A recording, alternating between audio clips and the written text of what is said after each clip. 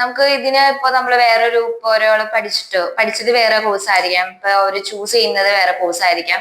ഇനിയിപ്പോ ഇത് വരുമ്പോ വിസയ്ക്ക് എന്തെങ്കിലും നമുക്ക് എന്തെങ്കിലും പ്രോബ്ലംസ് എന്തെങ്കിലും അതിനകത്ത് ഉണ്ടാവോ? പ്രോബ്ലം ഉണ്ടോന്ന് വെച്ച് കഴിഞ്ഞപ്പോ രഞ്ജിത് എടുത്തെന്ന് ചോദിക്കാം. ഇപ്പൊ രഞ്ജിത്ത് ബികോം ഓടിച്ചു, അത് കഴിഞ്ഞ് ഇപ്പൊ മാറ്റർ ഓഫ് എക്സിസ്റ്റൻസ് നമ്മൾ കഴിഞ്ഞ ദിവസം പറഞ്ഞൊരു കാര്യം തന്നെ, ഇപ്പൊ ഏറ്റവും കൂടുതൽ ഹെൽത്ത് കെയറിലാണ് ജോലി സാധ്യതകളുള്ളത്. ഏറ്റവും കൂടുതൽ ആൾക്കാർ ജോലിക്ക് പോകാൻ നോക്കുന്നത് കെയർ ഹോം റിലേറ്റഡ് ആയിട്ടുള്ള പ്രോഗ്രാമിന് നോക്കും. കാരണം നഴ്സിംഗ് പോകണമെങ്കിൽ അതിന്റെ ബാക്ക്ഗ്രൗണ്ട് വേണം, റിജക്ഷൻ സാധ്യതയുണ്ട്.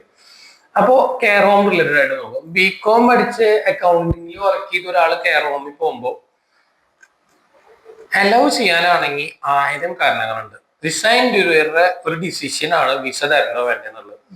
അത് കൺവിൻസ് ചെയ്യാൻ, അല്ലെങ്കിൽ ആ ഒരു പ്രൊഫഷനോടുള്ള പാഷൻ അല്ലെങ്കിൽ ഇൻട്രസ്റ്റ് കൺവിൻസ് ചെയ്യാൻ രഞ്ജിതയ്ക്ക് പറ്റിയ രഞ്ജിതയ്ക്ക് വിസ കിട്ടും. ബിക്കോസ് അതിനൊരു റീസൺ വേണം. ഇപ്പൊ കെയർ ഹോം എന്ന് പറഞ്ഞാൽ മൊത്തത്തില് ഹെൽത്ത് റിലേറ്റഡ് ആയിട്ടുള്ള എല്ലാ ജോബും എന്ന് പറഞ്ഞു കഴിഞ്ഞാൽ അതൊരു സർവീസ് ഓറിയന്റഡ് പ്രൊഫഷനാണ്. ആ സർവീസിനോട് ഇൻട്രസ്റ്റ് ഉണ്ടെന്നുള്ളത് നിങ്ങൾക്ക് ഇന്റർവ്യൂറെ കൺവിൻസ് ചെയ്യാൻ പറ്റുക, ഇൻസ്റ്റിറ്റ്യൂഷനെയും കൺവിൻസ് ചെയ്യാൻ പറ്റുക.